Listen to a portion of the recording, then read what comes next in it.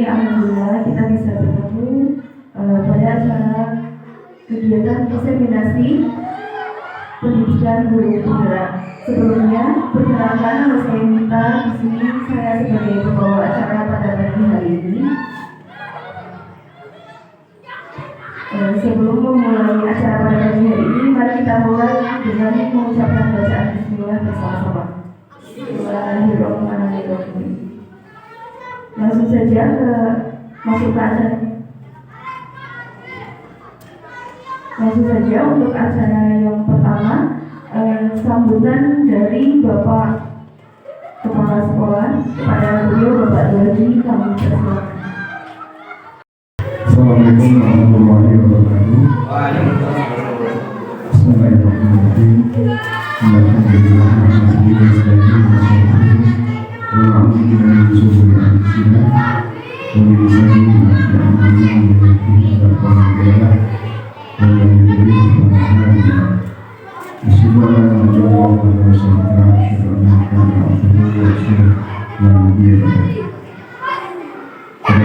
Guru yang hormati bagi fungsi selaku guru penggerak yang pada kesempatan ini menyajikan kegiatan diseminasi budaya positif.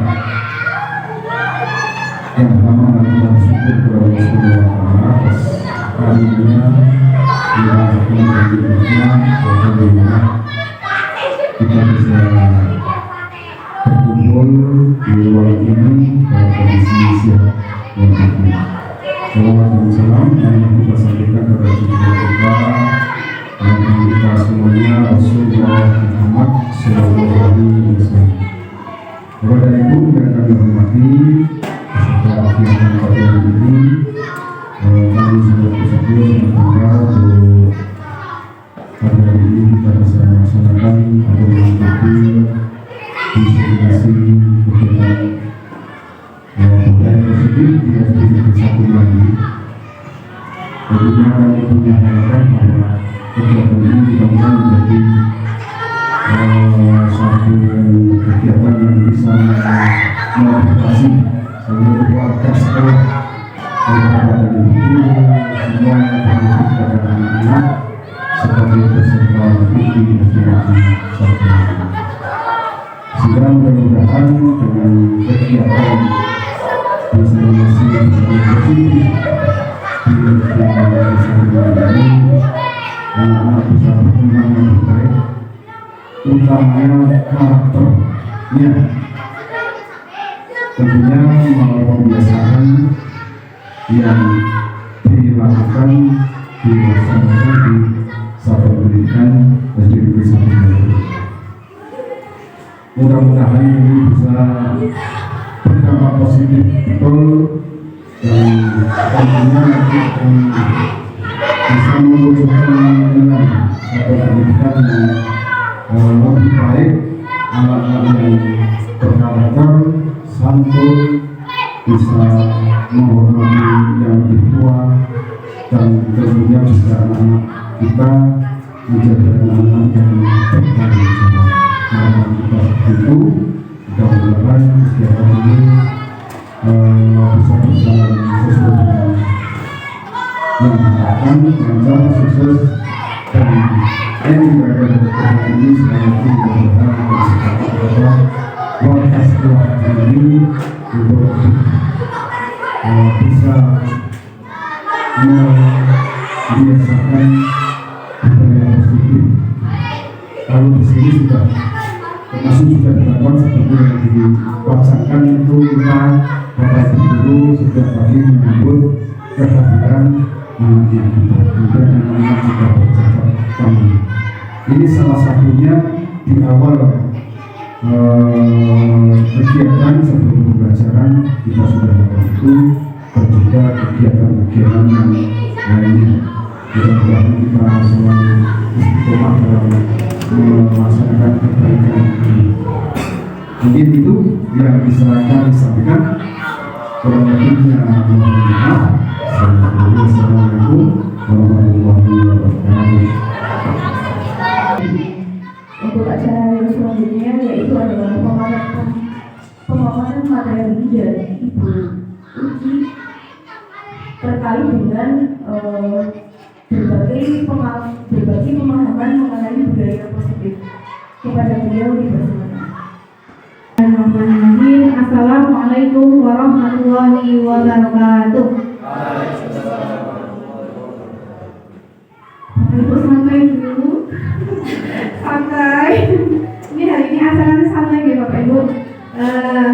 Kepada Bapak Teraji selaku Kepala SD dan Satu Muhammadiyah kami hormati, kepada Bapak Ibu Guru, Dewan Guru SD dan Satu Muhammadiyah kami hormati, dan kepada kakak-kakak dari mahasiswa UNSIP yang saya hormati pula.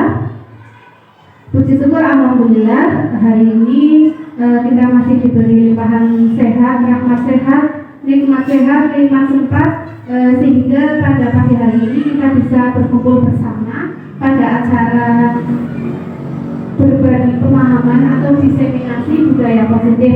Jadi Bapak Ibu, pada kegiatan yang sedang saya jalani, yaitu kegiatan guru bergerak ini, alhamdulillah saya sudah melalui satu modul, di mana satu modul itu terdiri dari 4 submodul. Nah, ini adalah modul yang keempat tentang budaya positif. Jadi di sini mohon izin saya tidak bermaksud menggurui apa-apa. Di sini kita saling sharing bersama, berbagi pengalaman bersama tentang budaya-budaya positif yang ada di sekolah ataupun yang mungkin nanti ada ide-ide baru untuk budaya positif akan kita terapkan seperti apa. Salawat dan salam tak lupa kita haturkan kepada Nabi kita Nabi Muhammad Sallallahu Alaihi Wasallam yang insya Allah selalu kita nantikan syafaatnya baik di dunia maupun di akhirat kelak. Langsung saja Bapak Ibu, di sini materi hari ini adalah berbagi pemahaman atau diseminasi tentang budaya positif. Tadi seperti yang Bapak telah disampaikan, ini dari covernya saja sudah salah satu wujud budaya positif yang sudah kami SD Satu Madi lakukan. Ini budaya kita mengawali pagi hari sebelum bekerja, kita menyambut anak-anak di pagi hari dengan karena salah satu budaya positif kita kan juga menerapkan 5S, senyum, salam, sapa, sopan dan santun. Nah, ini dari awal mereka masuk sekolah, mereka juga sudah langsung menerapkan 5S tersebut. Dan ketika mereka menerapkan itu tentunya didahului dengan kita sebagai pendidik dulu yang memberi contoh, kita yang menyambut mereka. Nah, kita akan berjalan seperti seterusnya. Kemudian perkenalkan, ini adalah tim saya. Saya selaku calon guru pilihan angkatan 11. Nama saya Julita Ujianalisa, sudah kenal ya. Yang kedua ada pengajar praktik saya Bapak Septian Dwi Andrianto, beliau selaku koordinator pengajar. Kemudian Pak fasilitator saya ada Pak Didik Sumardianto, beliau adalah orang Kudus sepertinya. Kemudian tujuan dari adanya diseminasi ini adalah saya tidak tadi seperti yang saya katakan tidak bermaksud menggurui, tapi di sini saya ingin membagikan pemahaman saya tentang modul yang sudah saya pelajari, berbagi pengalaman dalam menerapkan budaya positif yang sudah dilakukan di kelas maupun di sekolah kita SD Satu Madi. Kemudian nanti juga harapannya nanti Bapak Ibu dan semua peserta dapat mengimplementasikan, kita dapat mengimplementasikan budaya positif kita. Kita juga bisa merefleksikan budaya mana yang sudah baik, budaya mana yang perlu ditingkatkan. Nanti harapannya setelah acara ini kita bisa refleksi diri. Nah, Bapak Ibu sebelum masuk ke materi, mungkin kita ada kesepakatan bersama. Mungkin nanti Bapak juga Bapak Ibu bisa menambah kurangi. Kesepakatan yang pertama, artinya apa ini Pak? Oh, nah, oke. Ini apa Pak? Oh, bukan berarti tidak boleh. Bapak Ibu silakan ketika ada yang memang hal penting boleh mengoperasikan HP, tapi di sini maksudnya adalah untuk di silent. Oke. Kemudian yang kedua di sini nanti harapannya ketika saya ada pemaparan yang kurang jelas atau mungkin tidak sependapat, Bapak Ibu guru bisa mengajukan pertanyaan dengan didahului mengangkat tangan dulu. Kemudian kesepakatan selanjutnya adalah ini, indahnya saling menghargai. Ya, di sini ada belasan orang, otomatis ada belasan ide dan pikiran yang berbeda-beda, pendapat yang berbeda-beda, tetapi pendapat itu bisa kita satukan dengan kita saling menghargai. Kemudian selanjutnya ini adalah bernalar kritis. Bapak Ibu sekalian, nanti ada kasus-kasus keseharian di sekolah kita. Nanti harapannya kita bisa saling sharing kira-kira bagaimana pemecahan kasus yang nanti disampaikan. Kemudian di sini ada kerjasama. Kemudian santai kayak di pantai. Jadi Bapak Ibu silakan ikuti acara ini dengan santai, tidak tegang, tidak perlu tegang intinya. Kemudian yang ketiga, yang terakhir ini ada gambar orang dengan cermin. Maksudnya adalah harapannya nanti kita sambil mengikuti diseminasi ini, kita juga sambil refleksi diri bagaimana kita selama ini sebagai pendidik. Bapak Ibu mungkin ada tambahan untuk kesepakatan kita hari ini? Sudah cukup atau mungkin ada tambahan? Cukup? Oke. Tadi sudah lihat itu jualnya.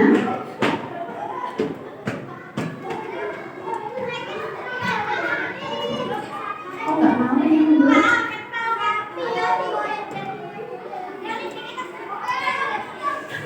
Sudah tahu jawabannya.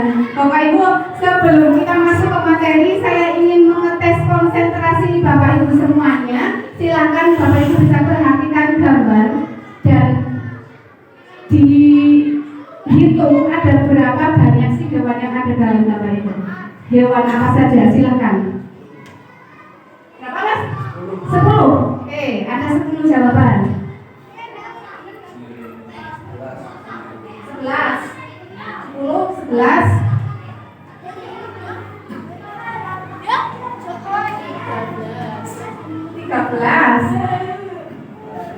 11 13. Ada lagi jawaban lain?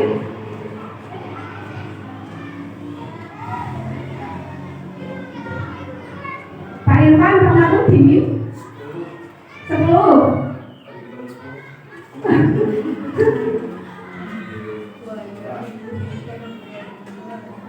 Coba ada berapa?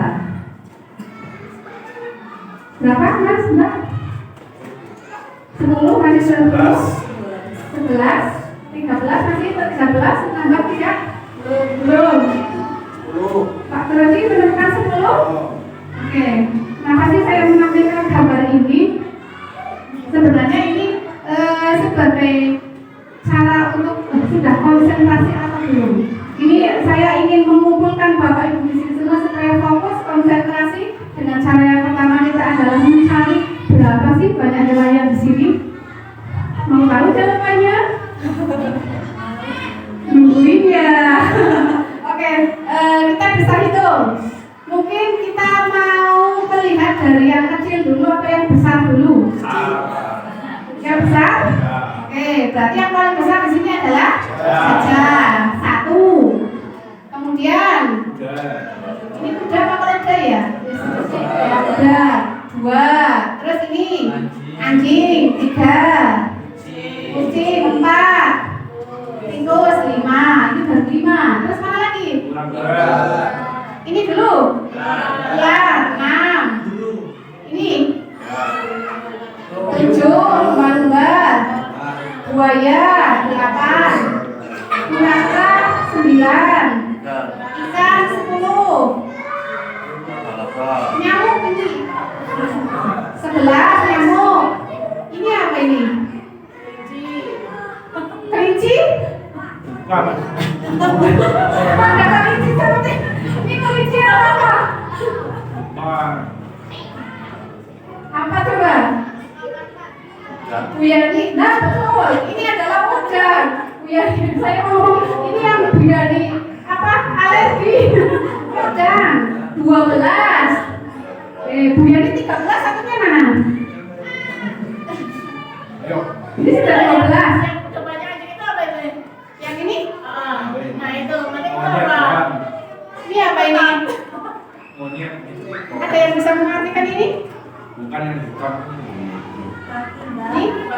Ini kakinya gajah. Oh, berarti dia ini menunjukkan gambarnya di sini. Oke, kita lihat kuncinya. Ada 13. Satunya adalah ini.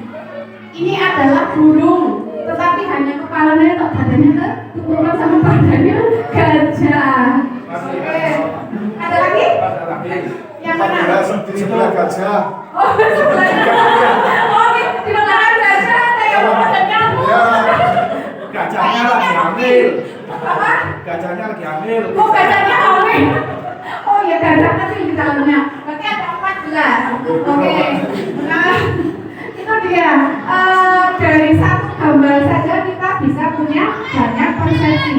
Kita punya banyak sudut pandang. Ada yang satu menjual 10, 11, 12, 13. Dan ternyata masih ada mungkin nanti di sini udahnya juga lagi hamil lagi.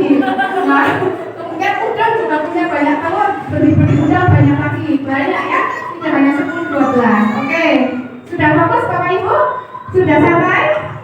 Oke, terima kasih, kita lanjut. Nah, jadi di modul budaya positif ini ada 1, 2, 3, 4, 5, 6, 7. Ada 7 bab yang di dalamnya ini nanti semua saling berkesinambungan. Yang pertama adalah perubahan paradigma belajar. Maksudnya di sini nanti kita akan bahas, kemudian disiplin positif dan seterusnya sampai dengan segitiga restitusi. Nah, sebelum masuk ke perubahan paradigma, kita akan menjelaskan di sini ada contoh beberapa penerapan budaya positif yang sudah biasa kita laksanakan di SD Negeri 1 Melangi. Yang pertama adalah tadi seperti di depan menyambut siswa di pagi hari. Ini juga harapannya ternyata dampaknya positif sekali ketika orang tua mengantarkan anak-anaknya di pagi hari. Ketika sudah melihat ada bapak ibu guru yang menyambut mereka di depan, mereka bisa mantap, sudah mantap melepaskan anak yang masuk sekolah. Tetapi lain halnya ketika bapak ibu guru berdiri di sana, mereka masih menunggu dulu. Sebelum bapak ibu guru ada yang nungguin dulu anaknya sebelum masuk. Itu anak-anak biasanya anak kelas bawah yang masih diantar. Kemudian sholat duha di sini juga alhamdulillah sudah berjalan dengan terjadwal dari Selasa sampai Jumat di akhir, dan sekarang ada lagi tambahan yaitu Jumat ke-2. Setiap Jumat pekan kedua kita mengadakan sholat duha secara bersamaan seluruh kelas. Kemudian ada Asmaul Husna yang dibacakan setiap hari. Kemudian pembiasaan 5S, makan dan minum sambil duduk, ini yang masih harus benar-benar digalakan karena anak-anak terbiasa makan jajan sambil jalan atau sambil lari. Nah, di sini kita sekarang sedang menggalakkan, ayo ketika melihat teman makan sambil berdiri, kita ingatkan untuk makan dan minum sambil duduk. Kemudian unggah-ungguh bahasa. Nah, kebetulan hari ini adalah hari Jumat. Sebenarnya ini harusnya kita sudah menerapkan budaya positif ini. Setiap hari Jumat, anak-anak dan semua warga sekolah diharapkan bisa menerapkan unggah-ungguh bahasa. Latihan dengan bahasa Jawa. Ya, ini kalau diseminasi pakai bahasa Jawa, ulangannya di belakang. Katanya sih buatan lancar gitu. Nah, kemudian ini di kelas saya saling meminta maaf dan bersalaman di akhir pembelajaran. Ini sudah saya biasakan. Jadi ketika penutup pembelajaran kita berdoa bersama. Setelah berdoa bersama kita adakan langsung, teman-teman, kalau hari ini saya punya salah, saya minta maaf ya. Itu sama-sama.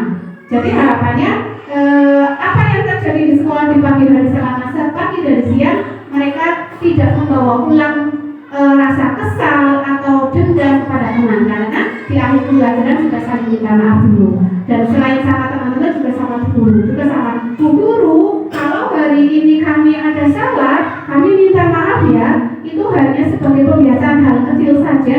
Mungkin awalnya kita hanya omongan apalagi saja, tetapi ternyata insya Allah kedepannya punya dampak. Jadi di situ juga ajar kita saling memaafkan setiap hari, setiap pulang sekolah. Nah, kemudian dilanjutkan. Ini ada pertanyaan otomatis Bapak Ibu, tetapi tidak usah dijawab sekarang. Silakan nanti bisa direnungi saja. jawabnya nanti setelah kita belajar materi hari ini. Pertanyaan tematik yang pertama, bahwa Bapak Ibu setuju atau tidak, oke atau tidak, bahwa hukuman dapat mendisiplinkan anak? Tidak usah dijawab. Pemberian hukuman positif kepada anak seperti membaca atau membersihkan halaman dapat mendisiplinkan anak. Setuju atau tidak? Tidak usah dijawab. Kemudian memberi penghargaan atau hadiah dapat meningkatkan motivasi belajar anak. Ini yang biasanya kita sering banget lakukan. Nanti kalau kamu bisa mengerjakan ini, nanti dapat ini. Dapat bisa, dapat apa? Nanti silakan simpan dulu jawaban Bapak Ibu semua buat nanti. Oke? Nah, ini kita kembali ke materi yang pertama, yaitu tentang pembelajaran dengan paradigma baru. Ini sebelumnya, mohon maaf, ada tamu baru jauh-jauh dari Landi Kidul. Ada Bu Erni, selamat datang Bu Erni. Terima kasih sudah ikut berpartisipasi di sini. Oke. Langsung saja, ini ada materi tentang pembelajaran dengan paradigma baru. Mungkin Mbak-mbak di sini kan walaupun nanti tidak berkecimpung di dunia pendidikan juga, tapi kan besok masa depan kalian juga akan menjadi orang tua yang menyekolahkan anak-anaknya, gitu kan? Jadi mungkin punya pandangan, oh besok anak-anak saya sekolahnya begini. Nah, di sini pembelajaran dengan paradigma baru ini adalah bagaimana kita sebagai pendidik harus mengubah mindset kita, mengubah pandangan kita terhadap cara mendidik kita yang selama ini. Belajar kita di zaman dulu sudah berbeda dengan cara belajar anak-anak di masa sekarang. Sudah sangat berbeda. Nek dulu pakai hukuman sah-sah saja, tidak ada lapor-lapor. Ya, tetapi di era sekarang pendidik harus benar-benar mengubah semua mindset itu. Di mana mindset sekarang adalah setiap pendidik harus membuat atau merancang pembelajaran yang dilaksanakan dengan prinsip pembelajaran berpihak pada murid.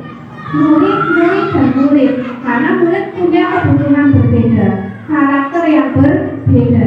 Jadi pembelajaran kepada mereka juga tidak disamakan dengan cara belajar kita di zaman dahulu.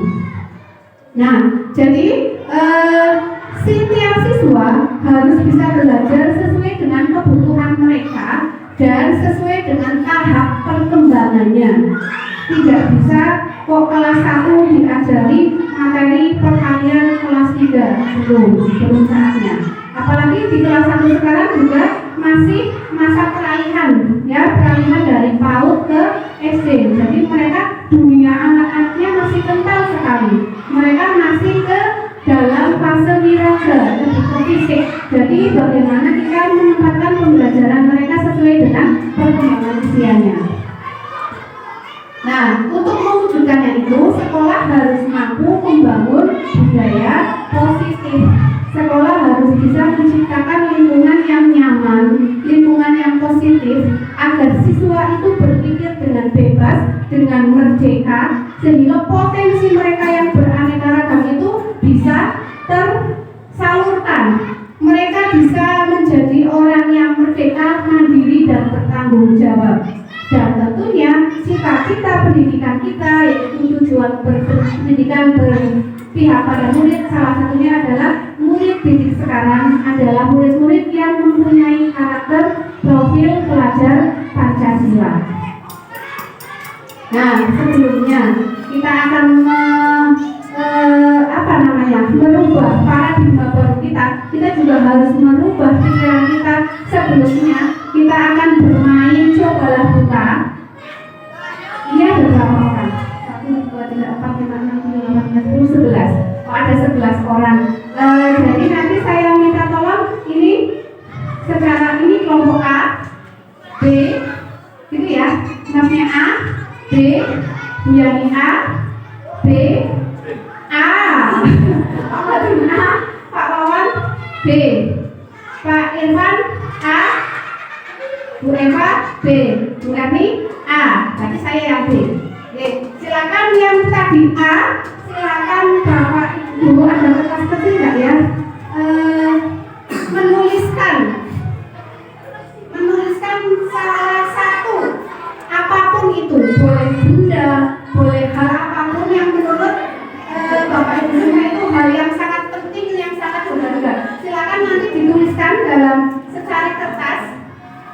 Bu Yani minta tolong sampaikan saja, silakan disampaikan kecil-kecil.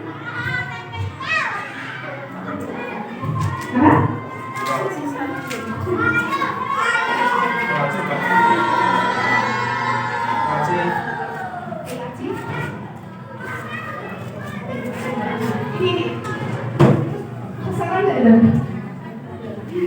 Nah, silakan di sebaliknya boleh. Silakan dituliskan apapun yang menurut Anda semua itu hal yang penting dan berharga.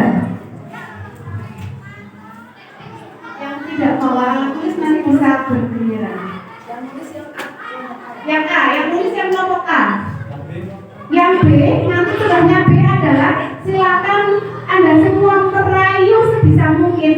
Boleh dengan rayuan halus, boleh dengan rujukan apapun itu, atau mau merayu dengan uang, merayu dengan kemewahan atau apapun, silakan bagaimana caranya nanti merayu kelompok A. Kelompok A yang sudah menuliskan apa yang menurut jenengan berharga itu, silakan masukkan atau kepal. Oke, barang yang berharga menurut jenengan itu taruh di kepala tangan kalian. Boleh bebas, apapun yang menurut jenengan berharga. Oke, kelompok A saja. Nanti kelompok B bagian yang merayu. Mungkin isinya ada mau uang 1 miliar, boleh. Apapun itu, rumah berapa petak, boleh. Silakan bisa dituliskan apapun yang menurut Bapak Ibu semua itu adalah hal penting dan berharga di hidup Bapak Ibu semua. Sudah? Sudah? Silakan dikepalkan. Taruh di kepala tangan Bapak Ibu semua di. Sudah siap?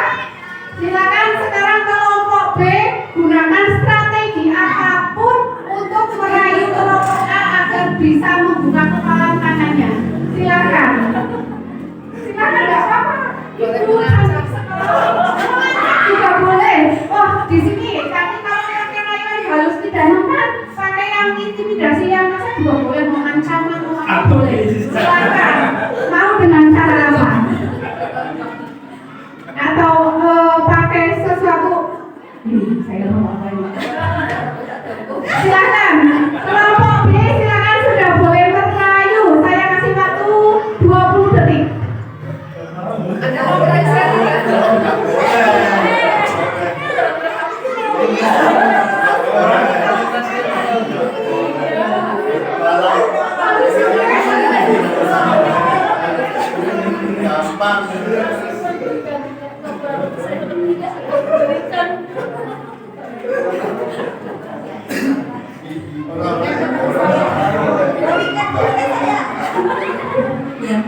Bagaimana? Wah, sangat berharga. Nggak boleh. Ada yang bisa? Nggak boleh. Ini tidak boleh karena dengan pelit atau gimana sih kok nggak boleh bisa? Sangat berharga. Sudah? Sudah cukup? Oke, kelompok A mana yang bisa membuka kepala? Oh, kelompok B, kelompok mana yang berhasil membuka kepala tangan kelompok A? Ada? Ada. Tidak ada? Tidak ada satupun yang berhasil? Tidak ada yang pandai merayu. Tidak ada yang pandai merayu. Kenapa? Bisa loh. Saya harusnya kelompok. Oh, Bu Eva kamu ya nek aja ngelitikin Pak Irwan. Mungkin Pak Irwan bisa ngelitik-ngelitik. Tidak bisa? Pak Wawan tidak bisa membuka kepala tangan Mama Ke? Tidak bisa? Mendengar, dia tidak tahu sama saya. Oke, ternyata tidak ada yang berhasil. Tidak ada yang berhasil membuka kepala tangan kelompok A. Oke, sekarang kenapa? Saya mau minta Pak Wawan dulu. Pak Wawan, kenapa kok jenengan bisa gagal? Di sini Pak Wawan bisa maju ke depan. Apa yang Pak Wawan lakukan untuk Pak Madun? Apa yang dilakukan kok bisa Pak Madun tidak bisa? mungkin karena yang pertama itu tak besar susah, tapi rayuan saya kurang kumbang, kurang ya, kurang menarik. Mungkin Pak Mas saya kurang menarik. Jadi Oke, berarti tidak berhasil ya Pak ya? Oke, terima kasih Pak Wawan. Sekarang dari Masnya, tadi kelompok A atau B? Kelompok A membuka kepala tangan tidak? Tidak, boleh tahu alasannya?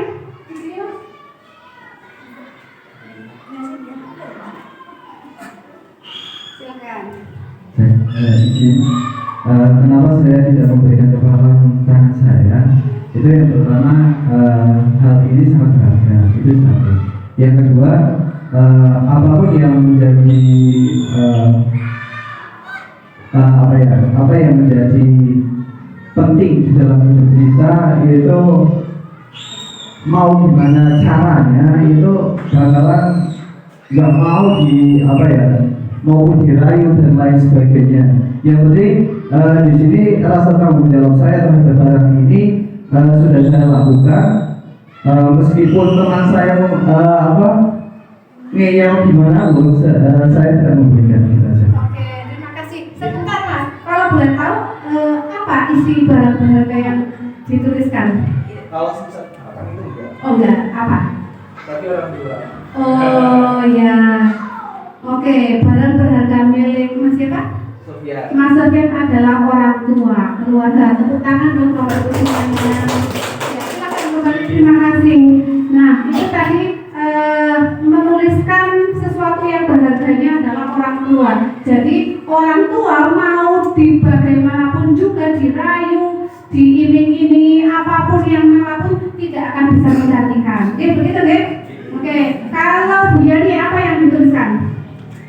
Keluarga. Sama, keluarga. Oh ya, Pak Madun, Sama keluarga. keluarga. Terus Pak Irfan? Anak. Oke. Istri tidak. Istri tidak keluarga. Kenapa Pak? Menarik sekali. Ke depan Pak, saya ingin mendengar penjelasan Pak Irfan. Kenapa istrinya nggak berguna? Apakah istrinya tidak berharga? Yang berharga. Bisa lari sendiri. Aset terbesar ya Pak anak Pak. Karena anak itu adalah aset terbesar, karena di dunia itu tidak ada mantan anak. Kalau mantan istri ada ya, mantan anak ya. Kenapa yang ditulis hanya anak? Ya, karena anak itu adalah aset dan harapan kita sampai tua nanti. Istri juga ya. Itu juga. Ya. Tapi tidak ditulis karena bisa menjadi mantan. Ya. Kalau anak ya jangan. Kan bisa. Kalau punya rayuannya itu kurang mau dan kurang makan ya. Tapi tidak ada embel-embel iming-iming yang sangat besar. Tapi walaupun iming-iming sangat besar saja itu tidak akan dibuka, tidak akan diberikan. Ya, terima kasih. Terima kasih luar biasa Bapak Ibu. Jadi apapun hal berharga yang kita miliki, ya kita sendiri yang bisa memegang kendali itu. Oke, tadi dengan iming-iming apapun, imingan rayuan maut dari Bu Eva atau keromantisan dari Pak Wawan, tadi ada yang berbagai cara, ternyata tidak bisa membuka kepala tangan dari kelompok A. Hal ini artinya apa Bapak Ibu? Siapa yang memegang kendali atas tangan Bapak Ibu semua? Sendiri. Ya, jadi tadi kita memegang sebuah hal sesuatu yang sangat berharga. Kita dirayu, kita baik rayuan halus maupun ancaman sekalipun, kita tidak bisa. Ketika tidak mau, ya kita tidak akan mau karena kita yang mengendalikan pegangan tangan kita. Kita sendiri yang mengontrol diri kita sendiri. Nah, ini kaitannya dengan murid kita, Bapak Ibu guru. sudah salah, kita punya anggapan salah, ternyata kita tidak bisa mengontrol mereka. Mereka punya kemerdekaan sendiri. Ini tidak hanya semuanya, ini saya pribadi juga seperti itu. Di sini ada tadi sudah ya, Dr. William Glasser meluruskan beberapa miskonsepsi tentang makna kontrol. Jadi miskonsepsi yang pertama adalah ilusi guru bisa mengontrol murid. Ternyata itu hanya ilusi. Ya, sejatinya murid itu tidak bisa dikontrol, murid itu tidak bisa dipaksa. Mereka punya kontrol diri sendiri. Ketika mereka mau, mereka akan melakukan. Dan ketika mereka tidak mau, mereka tidak akan melakukan. Salah satu contoh ya Bu Yani, izin kemarin kasus yang sangat baru adalah ketika ada satu murid kita yang rambutnya merah, ya kan?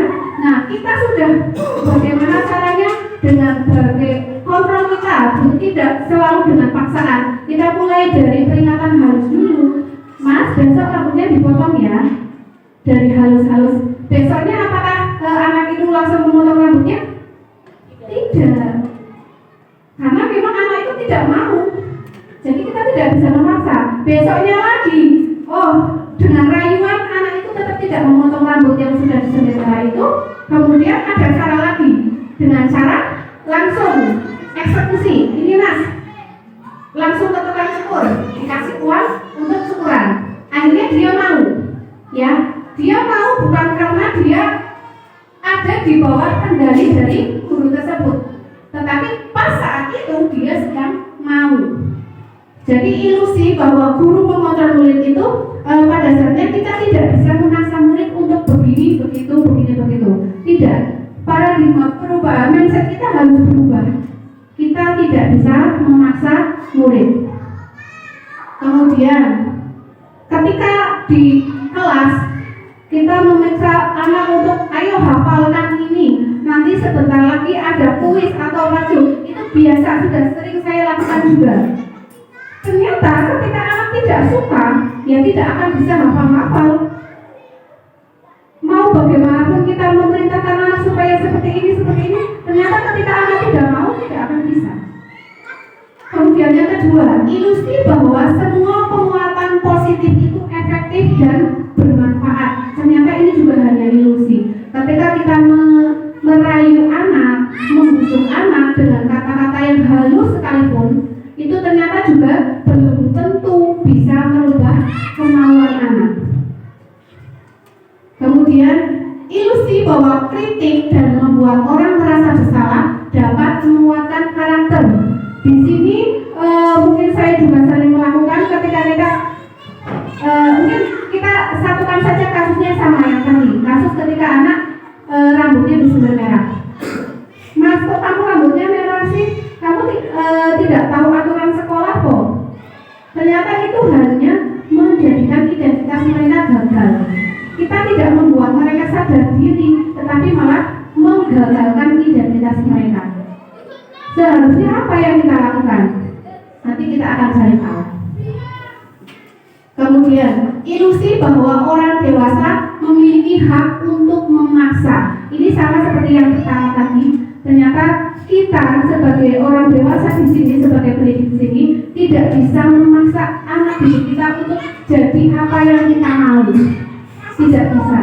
Tetapi kita di sini hanyalah sebagai pendidik yang harus menuntun mereka, harus mendampingi mereka supaya kesadaran diri mereka tumbuh dengan sendirinya, bukan karena paksaan dari kita.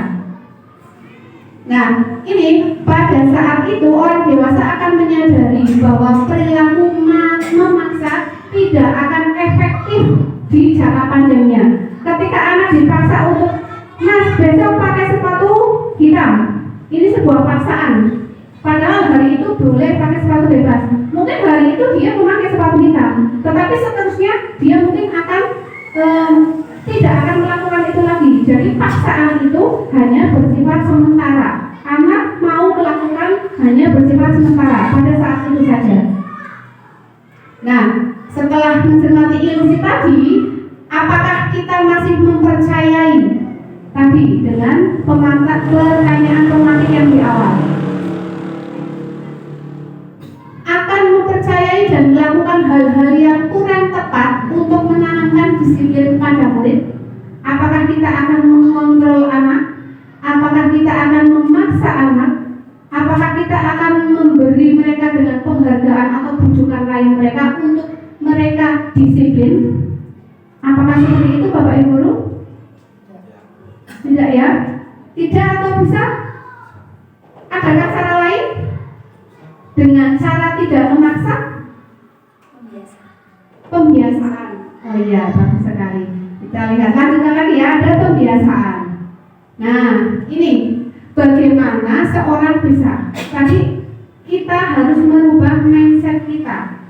Pendidikan sekarang berbeda dengan pendidikan di zaman dahulu. Jadi ketika kita ingin memajukan, kita akan merubah pola pikir kita harus bisa sedikit-sedikit perlahan mengubah perilaku sikap kita sendiri, perilaku diri kita sendiri dulu.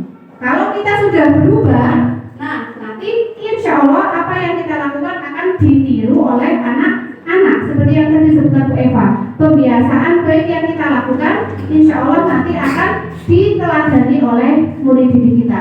Nah, bila kita ingin memperbaiki cara-cara utama kita, maka kita juga perlu mengubah kerangka acuan kita. Mungkin di sini lebih ke ketika saya ingin besok anak-anak semua sudah hafal perkalian.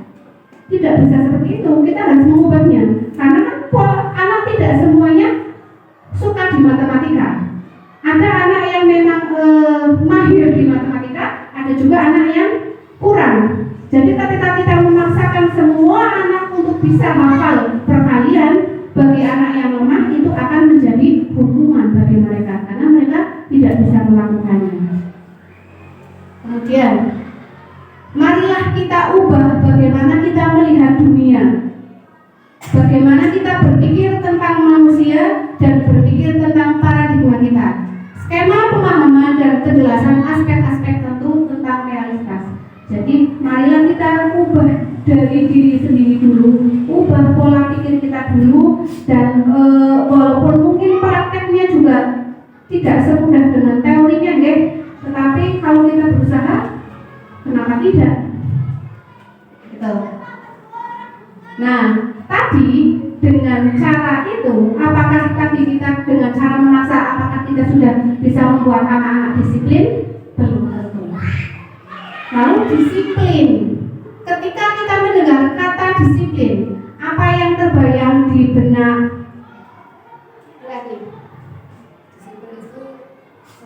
Disiplin itu adalah sesuatu yang seperti keharusan, jadi tepat waktu, tertib. Oke, disiplin itu suatu keharusan atau tertib. Dari disiplin itu membiasakan diri. Oke, Bu Yani. Patuh ataupun taat terhadap sebuah peraturan. Patuh taat kepada sebuah peraturan. Aturan. Disiplin adalah aturan, tata tertib, keharusan, kesadaran diri. Oke. Ini disiplin adalah ketika orang menghubungkan, ya.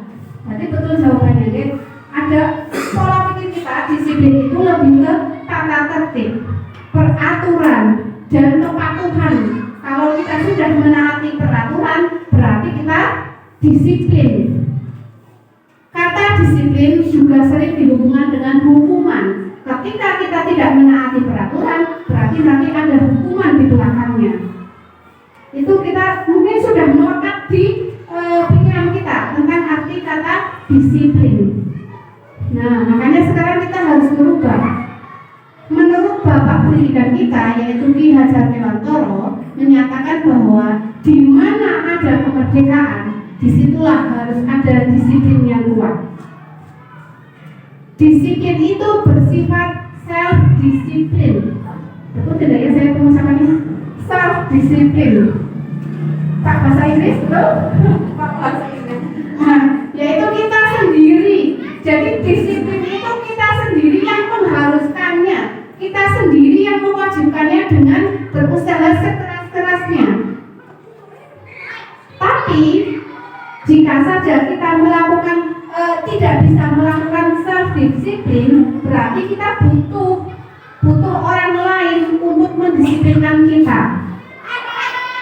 Ya, berarti disiplin itu sebenarnya harus tumbuh dari diri sendiri dulu. Tetapi ketika kita tidak mampu membangun self disiplin, maka kita perlu orang luar untuk membangun atau menciptakan kedisiplinan pada diri kita. Untuk menciptakan murid yang merdeka, syaratnya adalah harus disiplin yang kuat. Nanti di sini disiplinnya kembali lagi, mereka disiplin atas kemauan sendiri atau disiplin karena adanya orang yang mendisiplinkan. Kan berbeda. Nah, dengan siswa yang disiplin, dengan pendidik yang disiplin, nanti tujuannya adalah kita bisa mencapai suatu tujuan pendidikan nasional, yaitu selain pendidikan yang berpusat pada murid, juga kita ingin mewujudkan murid-murid kita mempunyai karakter positif, yaitu profil pelajar Pancasila, di mana di dalamnya ada 6 dimensi, dan 6 dimensi itu mencakup kebajikan universal yang harus kita tanamkan kepada anak didik kita. Nilai-nilai yang terdapat dalam profil pelajar Pancasila itu mengandung nilai kebajikan universal yang di sini dijadikan payung besar. Payung sebagai kita ketika berperilaku, ketika kita bersikap, sebagai dasar dalam perilaku kita sehari-hari. Nah, ini ada dimensi profil pelajar Pancasila, ada 6. Yang pertama, beriman, bertakwa kepada Tuhan Yang Maha Esa dan berakhlak mulia. Yang kedua, berkebinekaan global. Ketiga, bergotong royong, kreatif, bernalar kritis, dan mandiri. Kita nyanyi sebentar, guys, biar tidak sedang. Silakan bisa berdiri dulu, Bapak Ibu semuanya.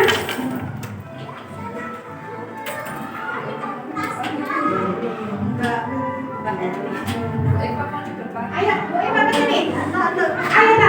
beriman dan bertakwa pada Tuhan Yang Esa dan berakhlak mulia, berkebinekaan global, gotong royong, mandiri, kreatif, bernalar kritis, belajar Pancasila, beriman dan bertakwa pada Tuhan Yang Esa dan berakhlak mulia, berkebinekaan global, gotong royong, mandiri, kreatif dan bernalar kritis.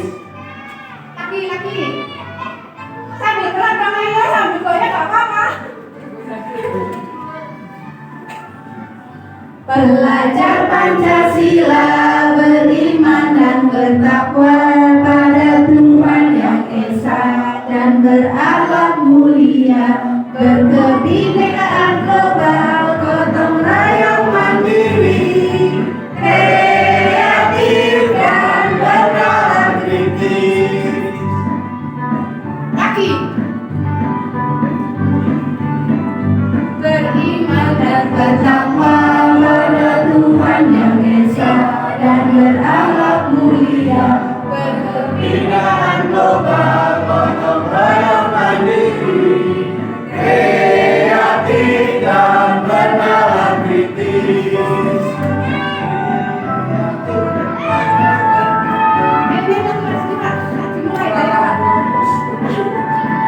Oke, terima kasih. Nah, ini dia profil pelajar Pancasila. Jadi harapannya anak didik kita ini mempunyai karakter-karakter yang tercantum dalam profil pelajar Pancasila. Di mana di sini ada 6 dimensi yang mencakup kebajikan universal. Jadi ketika anak sudah beriman beriman dan bertakwa pada Tuhan yang Maha Esa, itu juga sudah menunjukkan karakter. Kemudian anak yang berakhlak mulia, berkebinekaan global, gotong royong, mandiri, kreatif dan bernalar kritis. Itu adalah cita-cita pendidikan kita. Nah, untuk mewujudkan anak-anak yang tadi bisa menerapkan karakter profil pelajar Pancasila, kita juga harus membangkitkan motivasi mereka. Motivasinya adalah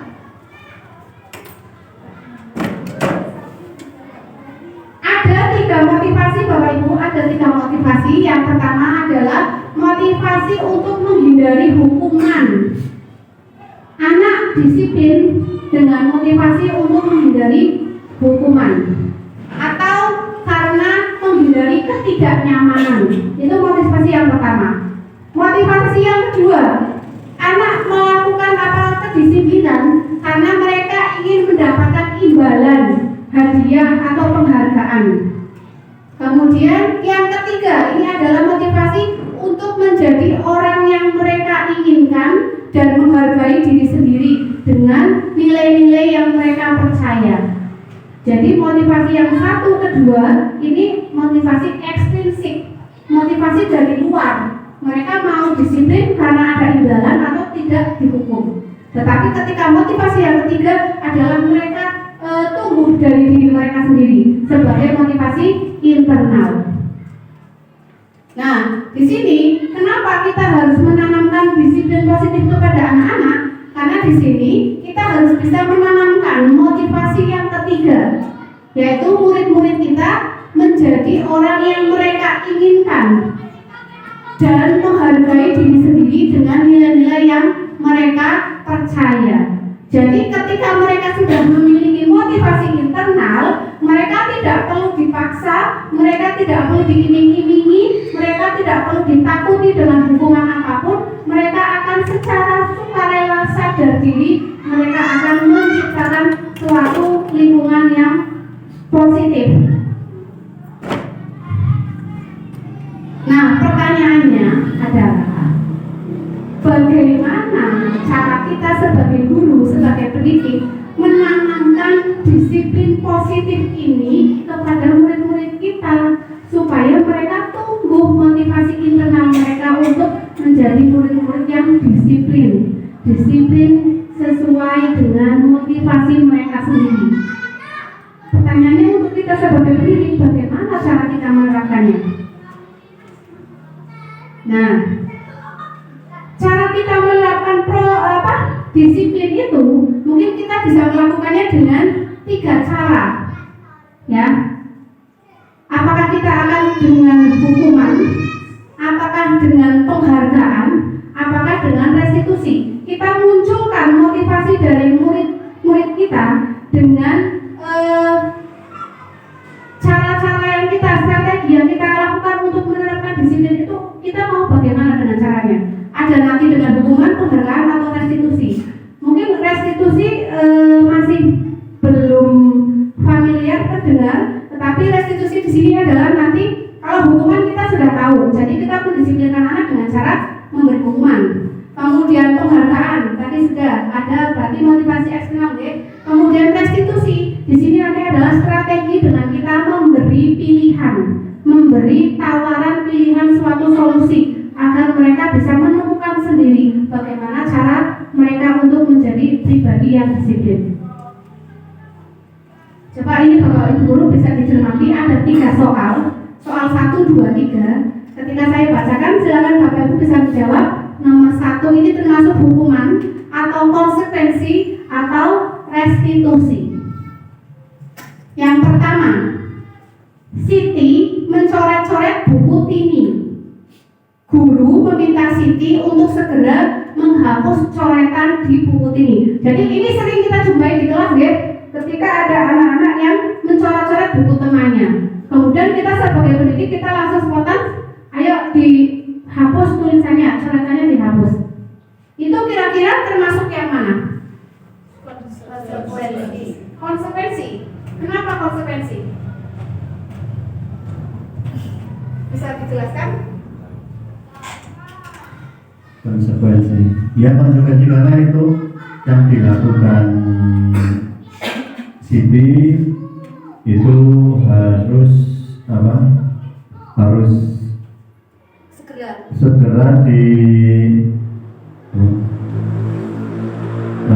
segera ditindak. Jadi untuk apa Siti mencoret buku ini itu harus segera menghapus. Nah itu konsekuensi. Kalau mungkin kalau hukuman dari coret itu nanti ada hukuman bukan hanya menghapus tapi mungkin ada tambahan. Setuju Bapak Ibu? Setuju? Yang pertama ini konsekuensi? Hukuman? Kenapa hukuman? Bisa dijelaskan? Kalau menurut saya itu hubungan karena di sini ada 3 belah pihak ya kan, ada Siti, ada Nini dan ada guru. Nah ini yang sebagai pihak yang terakhir adalah guru. Nah guru ini memerintahkan Mbak Siti ya kan. Ini kan kalau menurut saya ini sebagai hukuman dari guru. Kalau konsekuensi misalnya itu sudah ada kesepakatan dulu kalau menurut saya. Konsekuensi berarti ketika melakukan ini berarti konsekuensinya sudah ada, sudah jelas. Oke, terima kasih, bagus sekali. Ya, Pak Matun sudah melompat sedikit lebih jauh. Jadi kenapa? Ini termasuk hukuman atau konsekuensi, ya? Siti mencoret-coret buku ini, kemudian dari perlakuan Siti itu guru meminta Siti untuk segera menghapus coretan itu. Menurut Pak Irfan tadi konsekuensi, menurut Pak Matun tadi adalah hukuman. Ya, jadi kira-kira kalau menurut alumni guru penggerak ini termasuk konsekuensi atau hukuman?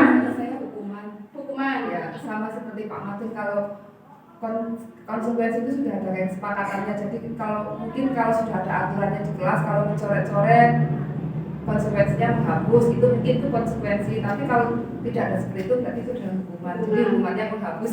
Oke, Bu Yani masih tetap dengan konsekuensi? Atau bawahnya mungkin ada pendapat lain, ini masuknya hukuman atau konsekuensi? Pak, ya, benar separatnya konsekuensi. Oke, alasannya bisa dikasih tahu?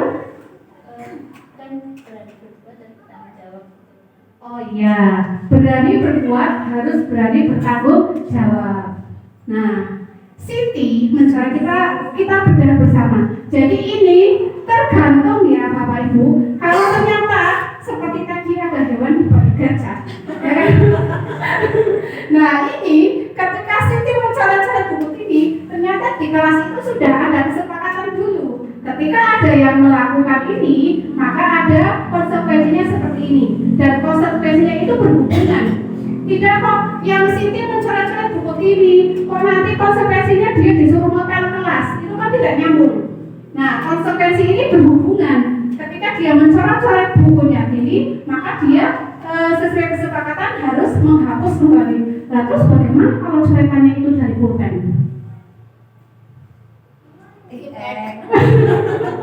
Iya, oke, berarti nomor 1 deal ya. Itu bisa konsekuensi, tetapi itu juga bisa hukuman ketika belum ada kesepakatan. Ketika belum ada kesempatan itu masuknya hukuman, di mana hukuman itu terjadi secara spontan. Ada anak yang melakukan kesalahan, kemudian bapak ibu guru langsung memberi suatu tindak lanjut yang secara langsung, itu bisa masuk dengan hukuman.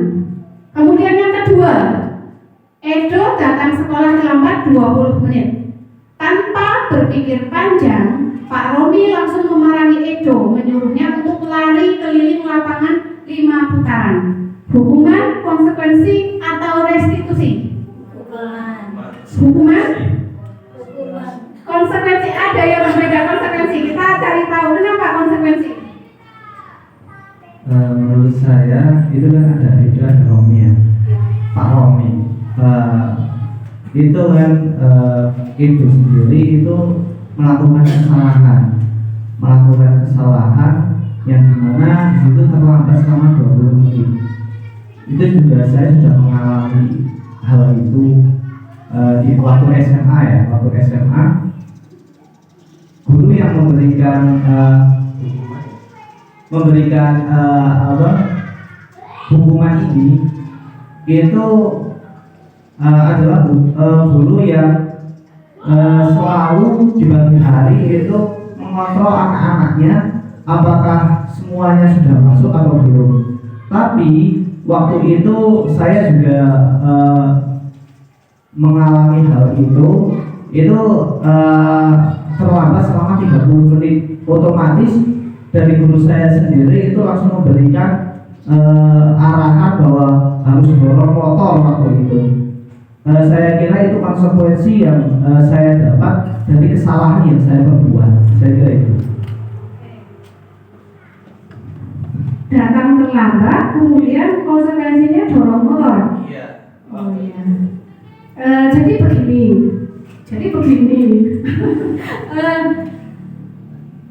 Nanti kita akan cari tahu apakah ini hukuman yang tadi dialami masnya ini termasuk hukuman, konsekuensi atau restitusi. Ya, tetapi kalau kita melihat dari soal nomor 2 ini, ya di sini kita garis bawahi tanpa berpikir panjang. Berarti Pak Romi di sini tidak, ketika ada anak yang terlambat atau tadi ketika masnya terlambat, apakah gurunya bertanya dulu alasannya kenapa terlambat? Tidak. Berarti sama dengan Pak Romi. Tanpa berpikir panjang, Pak Romi langsung memarahi Edo dan menyuruhnya lari keliling lapangan. Seperti Bapak gurunya tadi ya, tanpa berpikir panjang, tanpa bertanya alasannya dulu kenapa terlambat, langsung saja diberi hukuman lari atau mendorong motor. Nah, itu kalau di teori budaya positif ini termasuk hukuman. Ya, karena ini dilakukan sepihak oleh Pak Romi.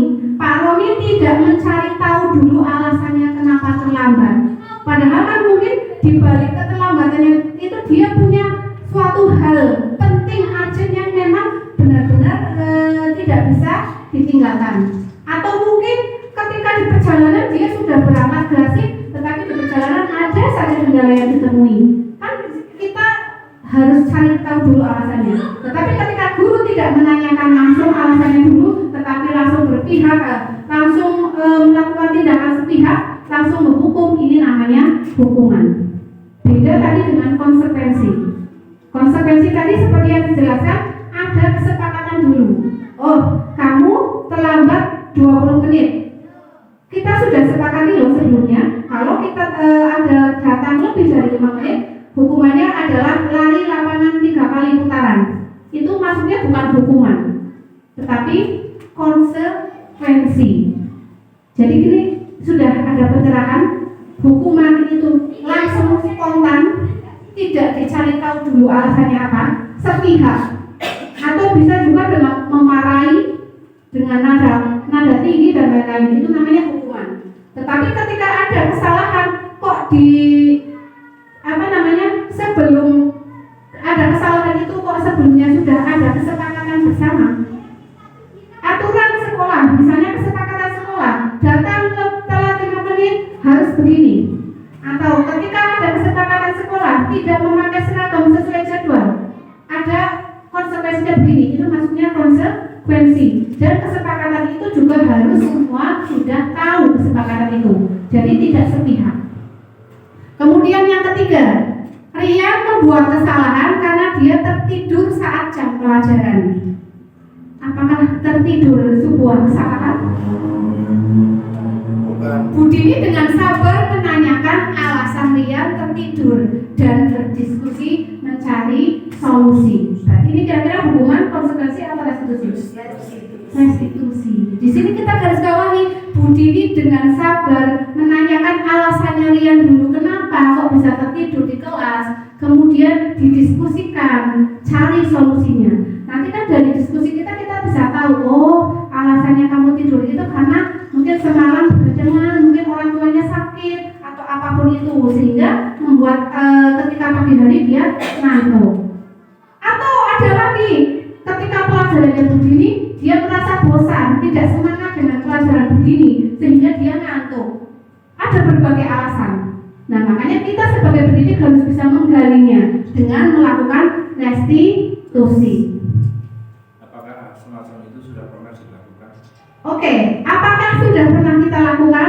Ini adalah fungsi dari nanti kita melakukan refleksi diri. Oke, Pak Madun, sabar. Refleksi ada di akhir.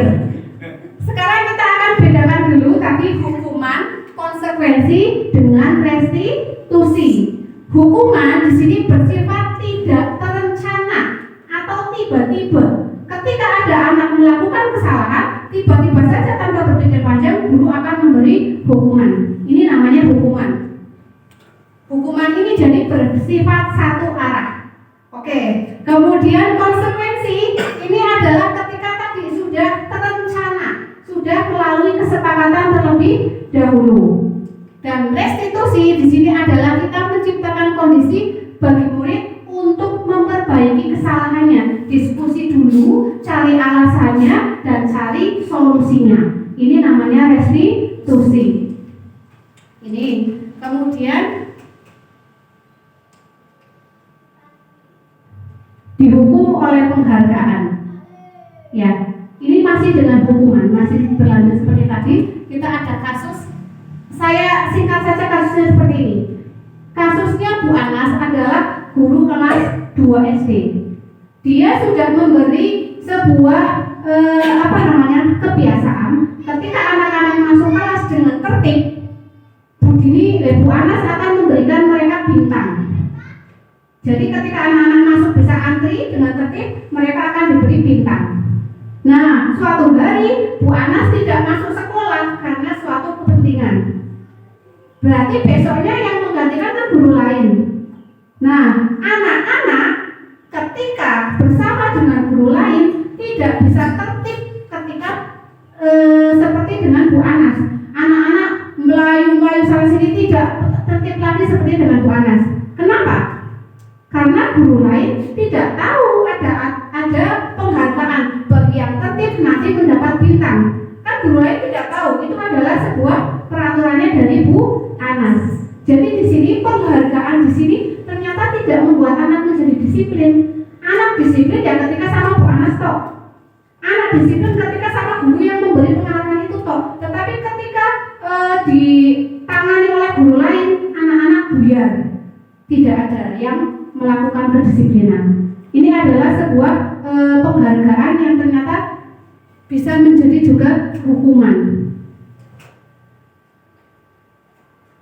Ini penghargaan maupun hukuman adalah cara-cara mengontrol perilaku seseorang yang menghancurkan potensi untuk pembelajaran yang sesungguhnya. Jadi selama ini kalau kita menghukum, kalau kita memberi penghargaan, memberi reward, ternyata itu bukan membuat mereka sebel untuk belajar, tapi tidak. Menurut konsep secara ideal, tindakan belajar itu sendiri adalah penghargaan sesungguhnya. Jadi bagaimana sebaiknya anak-anaknya dari Bu Anas supaya mereka tertib, tidak dengan iming-iming bintang. Apa yang harus dilakukan? Pembiasaan. Ya, dengan pembiasaan, dengan pemberian contoh. Karena dengan seperti itu anak-anak kan peniru, ya kan? Ketika guru-gurunya bisa memberi contoh yang baik, maka anak-anak akan secara naluriah akan mengikuti. Tidak karena iming-iming bintang, tidak karena ini hukuman atau penghargaan. Nah, kemudian kita ke keyakinan kelas. Kalau tadi dengan pembiasaan, ternyata itu bisa kita terapkan dengan kita sebelumnya membuat keyakinan kelas. Keyakinan kelas itu ya berisi kesepakatan-kesepakatan yang dibuat oleh bersama warga kelas tersebut supaya tertib bagaimana. Nah, di sini saya mengapa keyakinan kelas, mengapa bukan peraturan? Mengapa? Kalau keyakinan kelas itu kan sudah ada kesepakatan bersama antara guru dengan murid. Tapi kalau peraturan itu hanya dari satu pihak, tentunya dari guru yang menekannya harus seperti ini. Oke, terima kasih. Berarti kenapa kita harus melakukan keyakinan kelas? Karena ini adalah hasil kesepakatan bersama. Jadi ketika ini adalah hasil kesepakatan bersama, anak-anak akan sadar diri, oh ini kan sudah disepakati bareng-bareng loh. Masa saya mau melanggarnya? Beda lagi kalau peraturan. Kan peraturan secara pihak dilakukan. Kamu tidak boleh makan di kelas. Itu aturan hanya yang dilakukan guru. Tetapi anak-anak belum menyepakati itu, sehingga mereka bisa saja melakukan biasa saja melakukan dengan makan di kelas seperti biasanya. Tetapi ketika sudah disepakati dalam menjadi keyakinan kelas, mereka akan sadar, oh iya ya, kan kemarin kita harus bisa menjaga kebersihan kelas, jadi kita makannya di halaman saja ya. Itu mungkin mereka sadar diri. Nah, pembentukan keyakinan kelas sudah saya sudah praktekkan, sudah diawali dengan diskusi dengan anak-anak mau seperti apa kelas ini. Kemudian ini ada dokumentasi ketika saya melakukan praktik pembuatan keyakinan kelas, dari penjelasan awal dulu, kemudian anak-anak menuliskan apa yang mereka inginkan. Setelah itu kita pajang, kita pasang, dan kita simpulkan, kita sarikan. Keyakinan-keyakinan kelas itu membentuk suatu kebajikan universal yang kita ambil dari nilai-nilai yang terdapat dalam profil pelajar Pancasila.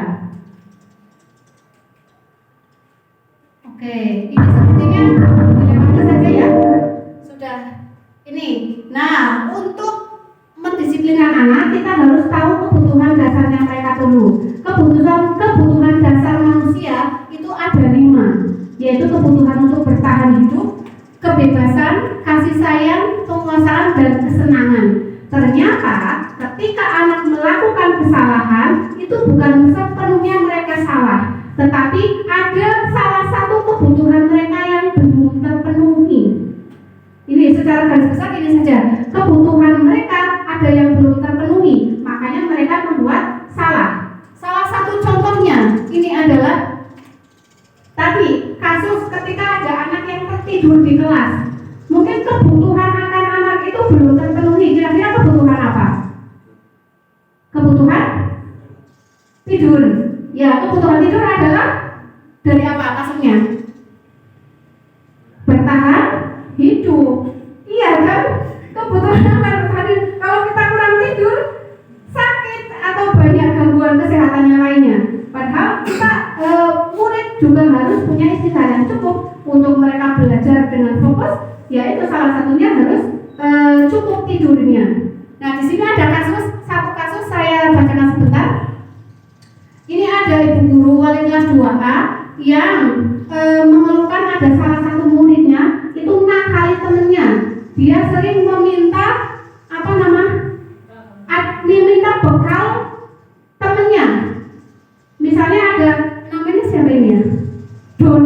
Doni itu sering banget minta atau ngusili bekal makanan temennya. Dia minta-minta. Nah, kan banyak teman-temannya yang merasa tidak suka. Ada yang nangis, ada yang lapor, begini ada yang marah. Nah, ternyata ketika kita menyelidiki, ada kebutuhan dasar dari Doni yang belum dipenuhi. Kita bisa mencari tahu. Tidak semuanya mungkin, tapi salah satunya, misalnya bertahan hidup. Apa kebutuhan Doni yang bertahan hidup? Mungkin dia lapar, dia belum sarapan, jadi dia minta bekal sama temennya. Itu kebutuhan Doni yang belum terpenuhi, sehingga dia nakali dengan cara meminta bekal temennya. Kemudian kebutuhan akan kasih sayang atau rasa diterima. Ketika dia usil sama temennya, minta bekal sama temennya, mungkin temennya akan nangis. Ada temennya yang lapor sama gurunya, sehingga gurunya menghampiri Doni dan dia sudah berhasil. Dia sudah mendapat perhatian dari gurunya.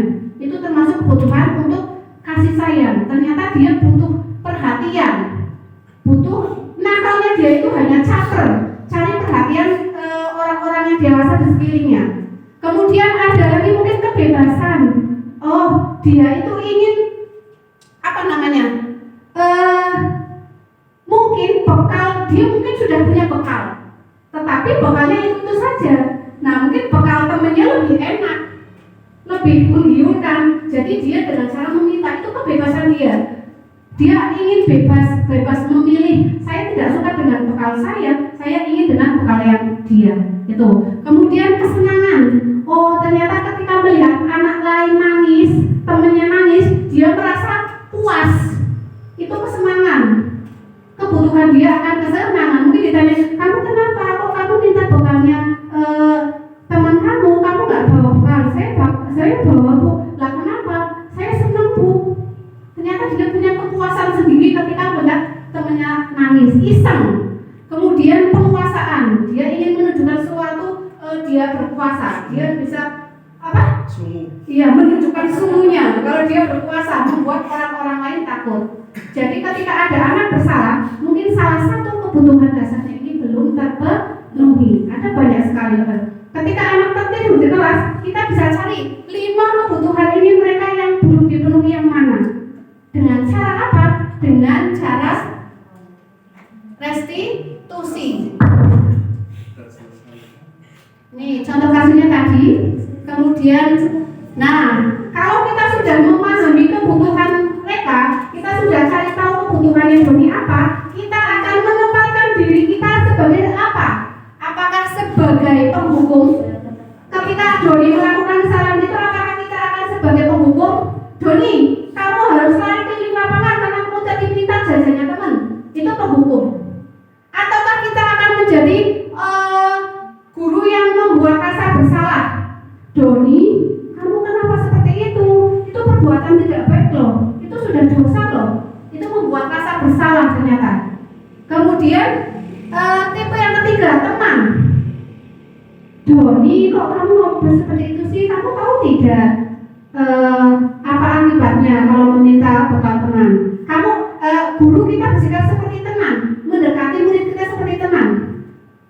Kita ramah, itu sudah seperti teman. Kemudian sebagai pemantau ini kita seperti tadi. Ketika kamu membuat kesalahan, konsekuensinya adalah ini. Ketika kamu sudah 2 kali kesalahan, berarti ada konsekuensinya begini. Itu pemantau. Jadi kita selalu memantau gerak-gerik anak yang membuat kesalahan itu. Kemudian kalau sudah diakumulasikan, kita bisa menentukan hukumannya. Itu berarti kita pemantau. Atau yang terakhir adalah posisi kita sebagai manajer. Manajer di sini adalah kita menerapkan restitusi dalam menghadapi segala permasalahan.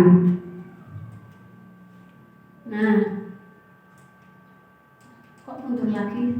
Sebentar lagi ya Bapak Ibu, ini sudah. Ketika kita melakukan restitusi, ada 3 langkah, yaitu kita menstabilkan identitas. Kita menanyakan dulu apa alasannya, kenapa membuat kesalahan itu. Kemudian validasi tindakan yang salah. Jadi ketika kita memvalidasi tindakan yang salah, oh tidak apa-apa, itu semua orang pasti punya kesalahan, pernah berbuat salah. Oh, kamu merasa senang ya bisa iseng sama teman. Itu ternyata kita bisa memvalidasi tindakan mereka dulu. Nah, kalau mereka sudah tervalidasi, mereka akan secara spontan, mereka akan bercerita apa sih, kenapa sih, dan mereka akan juga bisa diajak untuk mencari solusi dengan kita menanyakan keyakinan terlebih dahulu. Ingat tidak keyakinan kelas yang sudah kita buat? Ingat tidak kesepakatan kita? Itu. Nah, yang terakhir Bapak Ibu, apakah sudah bisa terjawab? Silakan Pak Madun.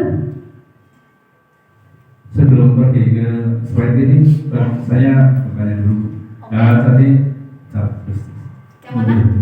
Terus. Yang? Nah, di sini ada 5 posisi kontrol. Yang pertama pembuku, terus 2 pembantu rasa bersalah, manajer, pemantau, dan teman. Tadi di slide sebelumnya ada rasa apa sih? Pembuat rasa bersalah? Nah, kasih sayang dan rasa diterima. Nah, kalau saya pantau di sini kasih sayang dan rasa diterima mungkin kita sebagai pengajar sudah beberapa kali lah katanya ada beberapa siswa yang punya karakter, punya usia dan sebagainya itu. Mungkin yang saya garis bawahi di sini adalah kasih sayang. Mungkin kalau di rumah ada kurangnya, kalau misalnya orang tuanya terlalu sibuk ayah dan ibunya terlalu sibuk mungkin di rumah itu rasa kasih sayangnya kurang sekali terhadap anak tersebut, mungkin juga anak tersebut di dalam sekolah ataupun di dalam kelas itu akan mencari perhatian untuk mencari kasih sayang yang mungkin bisa diberikan oleh gurunya. Tetapi ketika tadi Bu Uci menjelaskan dari 5 posisi itu belum ada yang masuk ke dalam titik poin kasih sayang dan rasa diterima. Ya, terima kasih Pak Agung. Untuk tadi contoh soal yang tadi adalah ketika Doni meminta bekal temannya. Ketika tadi saya menjelaskan kebutuhan kasih sayang itu ketika ada anak yang melaporkan. Nah, kemudian Bapak Ibu guru menghampiri Doni. Nah, ketika itu Bapak Ibu guru sudah mungkin mendekati Doni, menanyakan begini begitu. Itu adalah salah satu upaya dia lagi caper. Oh, dia ingin mendapatkan perhatian dari Bapak Ibu gurunya. Nah, untuk kedepannya tentu saja di sekolah ini banyak sekali kasus-kasus atau masalah-masalah dari anak-anak didik kita. Ya kan Pak? Ternyata tadi seperti yang disampaikan Pak Mantu, banyak loh anak-anak di sini yang mungkin di rumah kurang kasih sayang. Kita belum bisa memastikan itu Pak, karena kita belum melakukan restitusi. Kita harus restitusi dulu kepada anak tersebut. Kamu di rumah bagaimana? Kita cari tahu alasan-alasan dia kenapa seperti itu. Nah, kalau kita sudah tahu alasannya, oh ini berarti kita bisa langsung melakukan tindak lanjut. Ternyata ini dia anak yang memang di rumah bapak ibunya semua sibuk seperti tadi disebutkan Pak Matul. Jadi bagaimana kita memenuhi kebutuhannya dia? Oh, apakah kita harus memberikan kasih sayang lebih dengan dia? Ya maksudnya di dalam 5 posisi kontrol tadi itu kenapa tidak ada yang katakan sebagai pengganti orang tua? Iya, nah itu tadi kita di sekolah kan orang tua kedua bagi mereka. Tadi ketika kebutuhan Doni akan merasa dia butuh diperhatikan. Nah, ketika bu guru sudah menghampirinya saja, kemudian mendekati dia sudah bisa berhasil mendapat satu perhatian. Itu berarti dia sudah perhatian itu bukan kasih sayangnya secara luas ya Pak. Perhatian, kemudian rasa bu guru mempedulikan, guru memperhatikan, itu sudah masuk dalam kebutuhan akan kasih sayang. Seperti itu. Nah, jadi di sini saya sendiri pun juga belum sampai ke dalam posisi manajer. Saya belum pernah melakukan praktek restitusi secara nyata. Nah, ternyata dari belajar ini ke depannya kan kita juga ingin bagaimana, oh ternyata ketika ada kasus, ketika ada masalah, mungkin kita akan merubah diri, makanya kita akan merefleksikan diri bagaimana kita ke depan supaya minimal menjadi pemantau dan kemudian kalau kita sudah bisa kita menjadi manajer. Ketika kita sudah menjadi posisi manajer, berarti kita sudah bisa melakukan posisi kontrol atau melakukan restitusi dengan kita berdiskusi dengan anak, mencari alasannya mengapa seperti itu. Makanya di akhir kita ada pertanyaan, apakah sudah bisa terjawab Bapak Ibu Guru? Pertanyaan tematik yang tadi, apakah hukuman itu bisa mendisiplinkan anak? Setuju atau tidak? Tidak.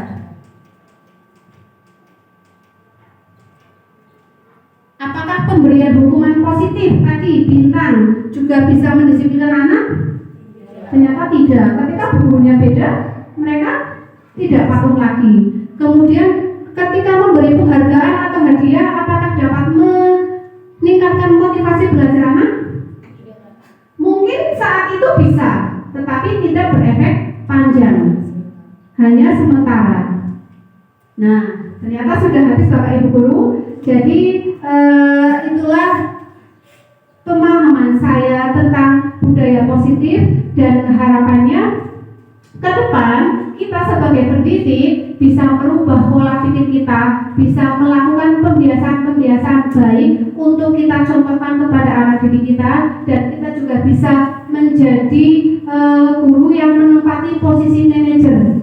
Walaupun mungkin itu butuh proses yang tidak sebentar, tetapi ketika kita bisa mengawalinya dengan cara apa? Dengan cara kita berkolaborasi. Ini juga tadi dengan cara kita berbagi pemahaman. Oh, mungkin kita jadi merefleksikan diri. Oh, selama ini saya hanya sebagai penghukum saja. Ternyata saya juga sadar diri. Selama ini saya masih berarti sebagai penghukum, atau saya hanya bersifat sebagai teman saja untuk mereka. Dan ternyata itu belum sepenuhnya membuat mereka menjadi murid-murid yang disiplin dari diri mereka. Nah, itu saja Bapak Ibu Guru dari awal hingga akhir. Terima kasih untuk waktunya Bapak Ibu dan kawan-kawan dari UNSI. Terima kasih partisipasinya, dukungannya. Ketika saya melakukan tugas-tugas berikutnya, mohon juga dukungan lagi. Terima kasih. Saya akhiri. Wassalamualaikum warahmatullahi wabarakatuh.